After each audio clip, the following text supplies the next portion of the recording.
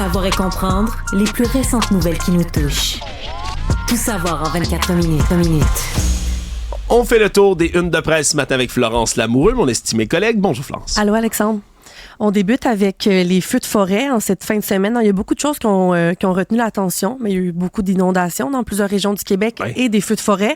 Je vais débuter avec les inondations. Donc, la municipalité de Chertsey, dans l'Anaudière, a reçu environ 130 mm de pluie, environ 36 heures. Ça a fait qu'il y a des citoyens qui ont été complètement enclavés dans leur chez-soi, dans certaines régions du Québec, puis ils n'ont pas pu quitter certains secteurs pendant plusieurs heures. C'est quelque chose qui est assez paniquant. On l'imagine. Plusieurs routes ont été endommagés, environ plus de 20 tronçons. Puis c'est une petite ville, la ville de Chertsey. Donc, 20 tronçons, ça fait beaucoup de routes qui ont été endommagées. Il y a beaucoup d'équipes qui ont été déplacées dans cette ville-là. Puis la mairesse Michelle Joly a dit en point de presse lundi que c'est assez exceptionnel en fin juin qu'il y a eu autant de précipitations dans leur ville, puis qu'on soit en aussi grande gestion de la situation. Puis la mairesse a aussi rappelé, puis je trouve ça intéressant parce qu'on en a beaucoup parlé dans les médias depuis plusieurs années, parce que les inondations se multiplient partout au Québec, que les petites villes ont une très grande pression qu'exercent les changements climatiques sur leur petite municipalité. Puis ce qu'elle a mentionné, c'est que les municipalités vont vraiment devoir s'adapter aux variations climatiques. Il va falloir avoir plus d'investissements en amont du gouvernement du Québec, du gouvernement fédéral pour adapter les villes, parce que des inondations comme ça, aussi hâtivement dans la saison, il va en avoir de plus en plus. Oui, de plus en plus, puis de plus en plus fréquemment aussi. Là. C'est ça qu'il faut retenir des aléas, des changements climatiques comme ceux-là. C'est pas compliqué. Là. Il y a comme 2 ans, si je ne m'abuse, c'était l'Union des municipalités du Québec qui demandait 2 milliards de dollars. Je sais pas si tu t'en souviens, Florence. 2 milliards. C'est beaucoup d'argent, mais en même temps, quand on le voit en ce moment, le nombre d'équipes qui doivent être déplacées, puis on répare un peu les pots cassés quand les municipalités sont pas du tout adaptées. Je pense que des cris du cœur comme ça, on va en voir là, de plus en plus. Oui, puis c'est certain qu'il faut... le point est bon. Tu sais, 2 milliards, c'était beaucoup. Je pense que c'est quand même le vrai montant. Là. Les municipalités n'ont pas dit n'importe quoi, tout en sachant très bien que le gouvernement n'allait jamais leur donner 2 milliards directs comme ça, tout cuit dans le bec. Il faut qu'il y ait des plans et devis, il faut qu'on soit capable de cibler exactement qu'est-ce qu'on veut faire comme modification dans quelle municipalité. Mais ils ont entièrement raison de dire c'est en amont que ça se prépare. Parce qu'après ça, quand tu es inondé, quand ton réseau d'aqueduc, ton réseau d'égouts n'est pas capable de soutenir un volume de pluie comme ça, quand tu es sur des berges qui sont friables, que tu risques d'y avoir une montée des eaux là, soudaine, tout ça, c'est à prévoir d'avance. Ça coûte cher, c'est des investissements. Mais oui, c'est bon pour plus tard. Parce qu'après ça, quand tu vois des municipalités qui sont pas préparées, puis je veux dire, on a vu des inondations historiques à New York récemment, dont le réseau de métro est comme pas adapté à des montées d'eau comme ça. Le coût, ce que ça coûte réparer, les dégâts après, mais souvent ça dépasse ce qu'on investit. Nous verrais-tu à Montréal là, avec des inondations? Mais ça arrive de temps en temps. Au-dessus de certains viaducs, là, ici à Montréal, là, ça arrive que tu as des espèces de poches d'eau qui se forment, là, puis il y a des autos qui calent. Oui, il y en a eu l'année passée, je me rappelle exactement au même moment de l'année. Voilà, donc c'est certain qu'on va en voir de plus en plus souvent des événements comme ceux-là où il faut se préparer absolument.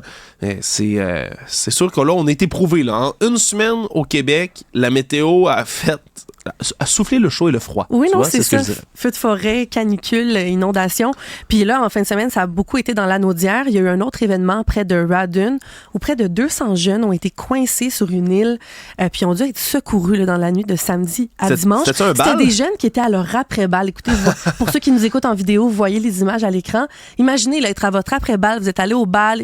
Après, vous allez à votre après-balle, un rite de passage où, évidemment, les jeunes ont dû boire de l'alcool puis vous devez être secourus par des pompiers sur votre île déserte où vous faisiez votre bal définissant.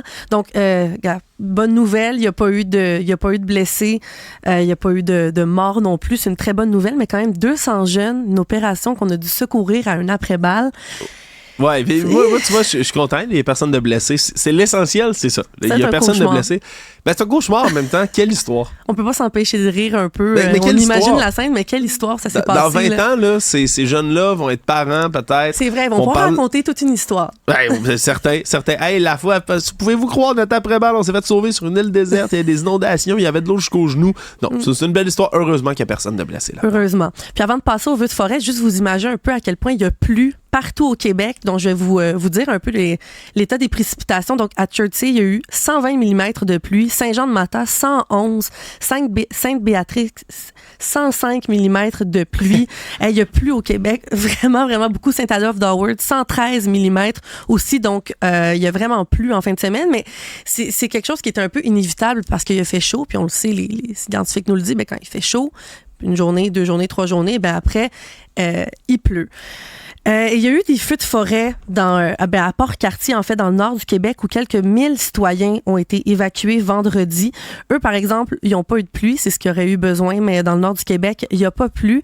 Puis même si 2 feux sont toujours actuellement pas maîtrisés à une quinzaine de kilomètres de Port-Cartier, on a permis aux citoyens hier, je le rappelle, près de 1000 citoyens, à rentrer chez eux.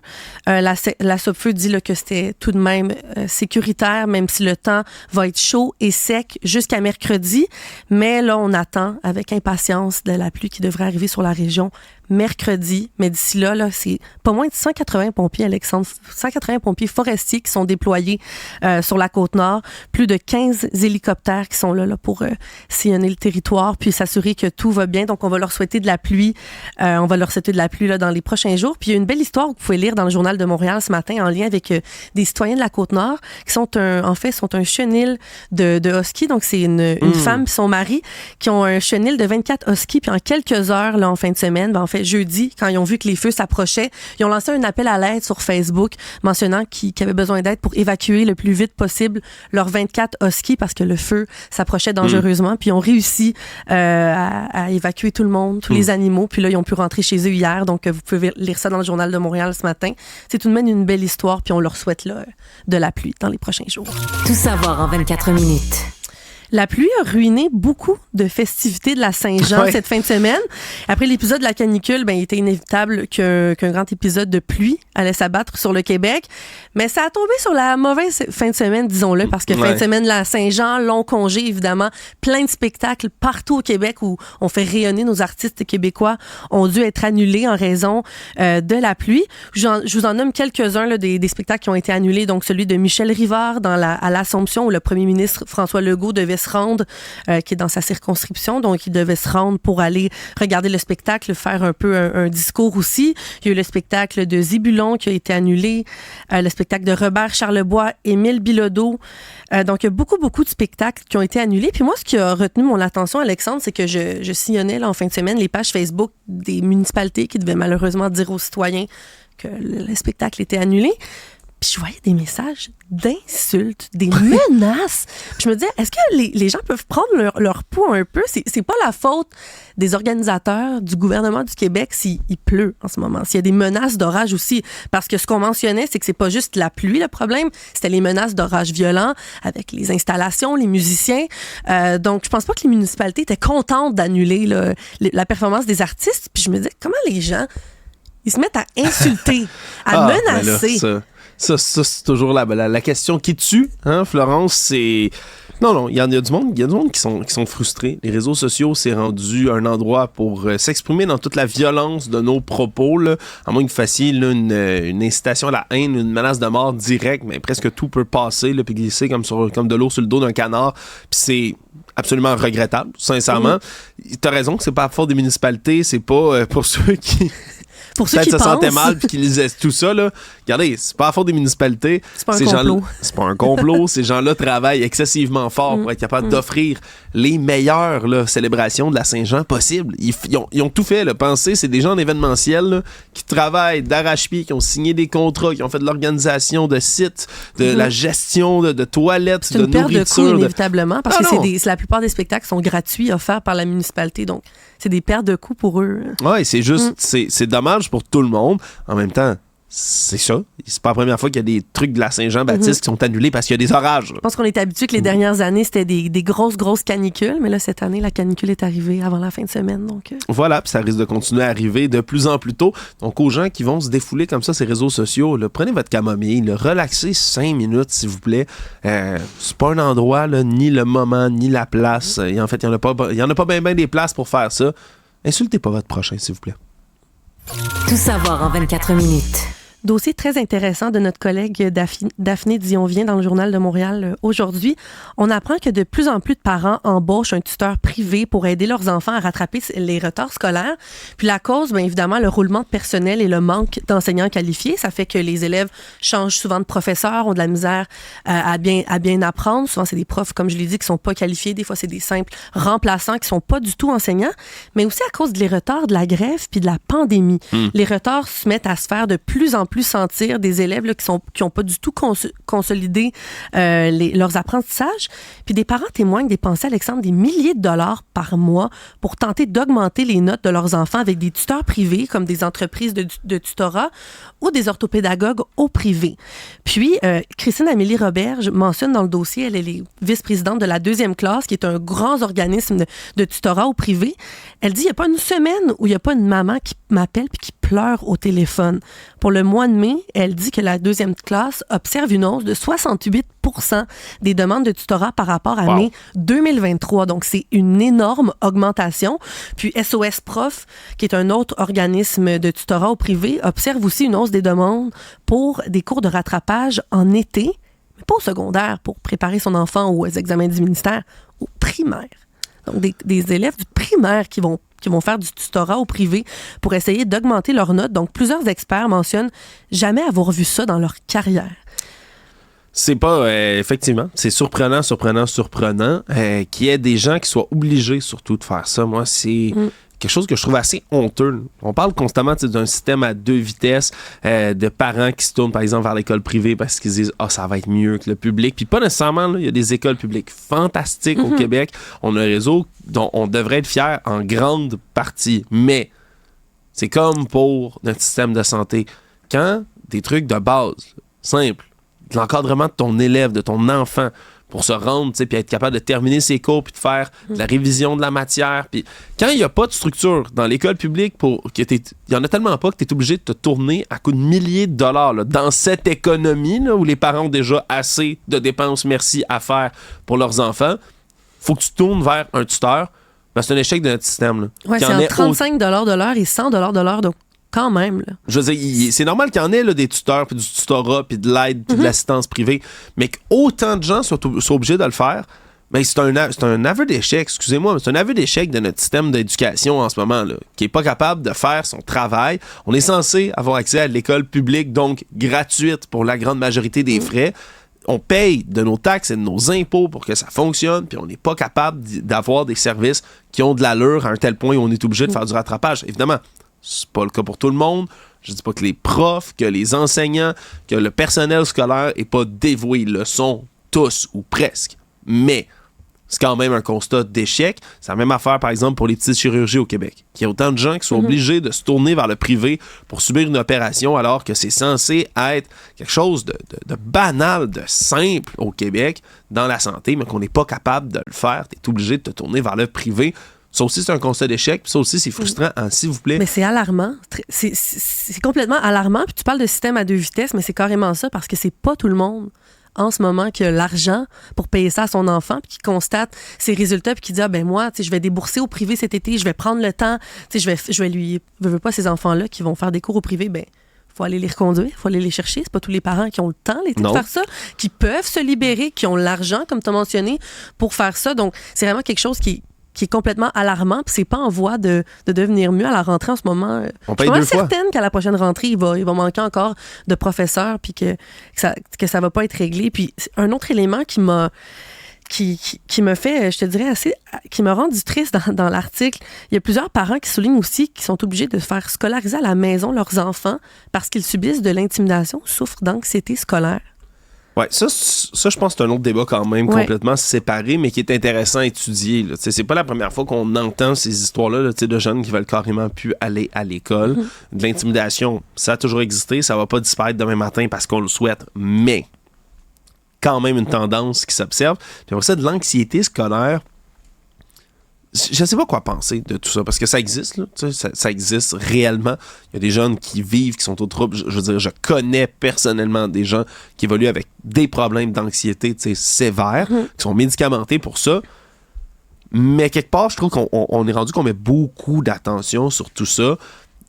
beaucoup d'attention, je trouve, sur certains problèmes spécifiques de certains élèves. Notre milieu scolaire est en mal de vivre. Ça, c'est extrêmement clair. Maintenant, comme tu le dis, c'est que c'est pas prêt de s'arranger. Il va falloir stabiliser la situation de base, juste d'avoir un prof. T'sais, avant de s'attaquer aux problèmes d'anxiété comme ça, puis oui, la lutte à l'intimidation, oui, appliquer les codes de vie dans les écoles, quelque chose qui se fait pas assez. Il y a un code de vie qui existe là, dans le milieu scolaire pour à peu près presque toutes les écoles. C'est vraiment pas toutes, mais vraiment même pas la majorité qui l'applique. Non seulement ça, mais avoir des profs. Mais t'as raison, juste un prof, parce une que classe. c'est une sécurité, avoir la même personne ressource à tous les jours à l'école. Tu sais que ça va être cette personne-là qui va être là, qui fait le suivi avec toi. Si ça va pas, tu sais que tu vas lui parler quand tu sais jamais le lundi si ta professeure va être là ou ça va être quelqu'un qui va pas t'enseigner du tout, qui va te faire jouer à des jeux. Non, c'est pas quelque chose qui est rassurant, puis c'est certain que ça a un lien avec le problème, probablement de l'anxiété scolaire. Ben oui, t'as pas ta personne ressource, t'as pas une personne attitrée avec qui tu développes un lien de confiance. C'est important. Je veux dire, je me souviens du nom de mes professeurs de primaire. À l'âge que j'ai, je me souviens de leur nom presque tout, un chacun. Je veux dire, ça compte pour quelque chose. Je suis pas sûr que c'est tous nos élèves en ce moment au Québec qui peuvent dire la même chose. Tout savoir en 24 minutes. Alexandre, je sais que tu t'es couché tard lundi soir parce que c'était la finale de la Coupe Stanley. Écoute, j'ai essayé de l'écouter jusqu'à la fin, mais j'ai pas été capable. Oui, je suis fatigué. Je t'avoue que je suis fatigué, mais ça valait la peine. Oui? Ça a valu la peine? Complètement. Ça valait la peine. C'est quelle belle histoire de sport on vient de vivre. T'sais, tout ce qui pouvait se passer comme dans un film, ou presque, à l'exception, je pense, que les Oilers gagnent la Coupe Stanley parce que ça a été comme le summum. Là, on se rentrait encore plus loin dans l'histoire. Mais non, tout ce qui s'est passé, c'est digne d'un film. C'est une remontée historique. C'est deux équipes qui se sont battues bec et ongle. Oui, c'est les Panthers qui l'ont remporté par le pointage de 2-1. Fait que c'était assez serré. Ah, c'était serré, ça a joué du coude, ça s'est battu à la fin. Là, ça se jouait sur les Panthers qui perdaient du temps, qui gardaient la rondelle sur le bord des bandes, les Oilers qui frappaient dans tous les sens, qui tiraient de tous les angles. Ça voulait pas rentrer. Non, c'est tout ça après, comme je dis, là, des performances mythiques de Connor McDavid, le capitaine des Oilers, qui, même s'il a été blanchi là, dans les 2 dernières parties de la série, qui a orchestré là, toute cette remontée pour amener ça en match ultime numéro 7. Il n'y a pas de match plus intense puis excitant qu'un match 7 d'une série de hockey. Encore moins quand c'est la finale de la Coupe Stanley. Une équipe qui gagne pour la première fois de la franchise à domicile, devant leurs partisans. Un coach qui a coaché au-dessus de 1800 matchs, qui gagne enfin sa coupe. Roberto Luongo, qui est désormais dans l'organisation des Panthers. Un gardien mythique du Québec, le jour de la Saint-Jean, qui lève la Coupe Stanley. Enfin, moi, j'ai pas de mots. C'était fantastique, sincèrement, visuellement, pour l'histoire, pour le sport, c'était beau ce qui s'est passé. Si les Oilers avaient gagné, ça aurait été quelque chose de complètement différent, mais tout aussi excitant. Peu importe l'issue de ce match-là, ça allait être grandiose. Que ça se gagne par un but dans un match aussi serré, je trouve ça fantastique. Mais t'es pas trop déçu que la Coupe n'est pas de retour au Canada? Parce que beaucoup de gens avaient espoir que les Oilers ramènent la Coupe au Canada, les Oilers d'Edmonton. Mais finalement, le 31 ans plus tard, les Canadiens demeurent la dernière équipe canadienne qui a soulevé la Coupe Stanley. Je pensais que tu allais être plus déçu que ça, moi, ce matin. Mais... Moi, je prenais pour les Oilers dès le premier tour de série. C'est pas compliqué. Je voulais que les Oilers se rendent loin. Je voulais qu'il y ait une chance de gagner la Coupe Stanley. Je suis pas déçu dans ce sens-là. Je veux dire, c'était tellement toute une partie.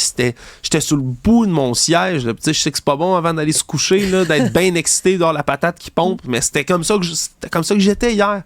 D'écouter tout ça, c'était un instant sportif fantastique. Fait que quand ça se fait de cette manière-là. Qu'il y a des aussi belles histoires du côté de ceux qui ont gagné, même si c'est pas l'équipe que je voulais qui gagne, c'est correct. Sincèrement, c'est correct. Ça avait été le Canadien de Montréal en finale de la Coupe Stanley. Là, on aurait été ailleurs, Florence. Tu n'aurais pas dormi de la nuit. Je fais encore des cauchemars des séries de 2021. Canadien qui en ce jour, je rappelle, là, il y a 3 ans, hier, jour pour jour, le Canadien de Montréal passait en finale de la Coupe Stanley un soir de Saint-Jean. C'était Baptiste. incroyable. Tu sais, après la pandémie, où on avait été isolés. Après, il y avait eu un deuxième confinement en, je pense, décembre 2020. 2021 arrive, les Canadiens s'en vont en finale de la Coupe Stanley. Tout le monde était rassemblé dans les rues devant le Centre Bell. C'était complètement fou. Ouais, je m'étais rendu devant le Centre Bell d'ailleurs, puis c'était de la folie furieuse, là, ce qui se passait dans les rues. Non, on l'écoutait au parc avec des amis à ce moment-là. Là, on revient là-dessus, mais on entendait le bruit dans la ville au loin quand le but a été compté d'Arthurie Lekonen, puis dans les rues, on entendait les gens crier chez eux. C'est un moment fantastique. Puis peut-être qu'il y a des gens à la maison qui ont vu des parades de la Coupe Stanley à Montréal, qui ont leur chaise dans le garde-robe, qui n'ont pas sorti depuis 31 ans.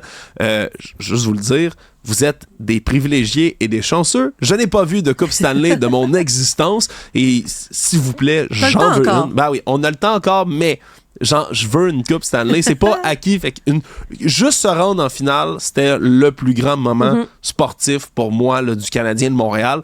Donc, ça pourra venir dans les prochaines années de voir une franchise comme ça, puis de voir les partisans aussi excités par une victoire du côté de la Floride, même si c'est pas mon équipe préférée. Sincèrement, c'était beau à voir. Tout savoir en 24 minutes. Je pense que vous vivez sous une roche si vous n'avez pas entendu parler de la tournée de Taylor Swift nommée The Eras Tour. Là, je serais contente de pouvoir te parler de Taylor Swift ce matin parce qu'il s'est passé beaucoup de choses lors de sa tournée à Londres. Donc, elle était à Londres jeudi, vendredi et samedi.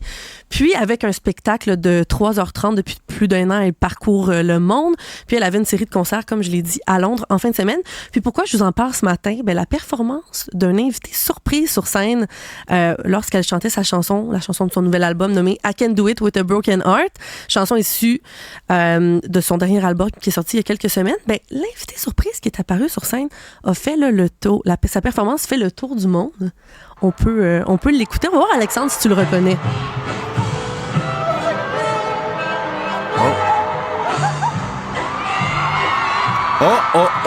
Ceux qui ont suivi, bien évidemment, le football américain vont reconnaître le visage habituellement là, cerné plutôt du casque rouge des Chiefs de Kansas City. Mais c'est son copain, M. Kelce. Oui, Travis Kelce. Puis Taylor Swift, en fait, j'allais dire pour les fans, mais il y a peut-être juste moi ici dans la pièce qui est fan de Taylor Swift. Mais dans les dernières années, elle a eu une longue relation de 6 ans avec un acteur, puis elle se cachait beaucoup. Puis ça a fait le tour du monde l'année dernière quand elle est apparue à une pratique des Chiefs, où on a compris qu'elle fréquentait depuis quelques semaines le joueur Travis Kelce. Puis elle a décidé, moi, je suis tannée de cacher de mes amours, de me faire épier par les paparazzis pour essayer qu'on prenne des photos de moi. Donc, on va juste plus se cacher. Mais c'est certain que là, hier, de le faire venir sur scène, c'est un autre niveau, parce qu'on voyait souvent Travis Kelce dans la foule des spectacles de sa copine, où il faisait des petits mouvements de ses chorégraphies, il se donnait des becs là, quand elle était sur scène, lui répondait, puis elle vient voir ses matchs. Mais là, le fait de l'inviter sur scène, écoute, Alexandre, ça fait le tour du monde. J'ai juste écrit hier dans mon moteur de recherche le mot Travis puis Swift, je pense. Puis écoute, les unes défilent. Regarde, vous pouvez voir, c'est pour ceux qui nous écoutent en vidéo, j'ai écrit les 2 mots-clés.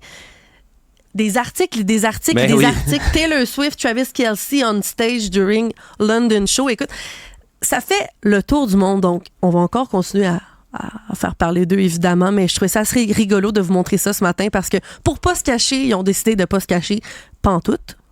Puis ça tombe ses nerfs de tellement de gens en plus. Pas moi, là, je pense, mais il y a des gens qui détestent là, Taylor Swift, qui détestent Travis, qui vont tomber là, comme la misère sur le tiers-monde là, sur ces gens-là dans les commentaires un peu partout.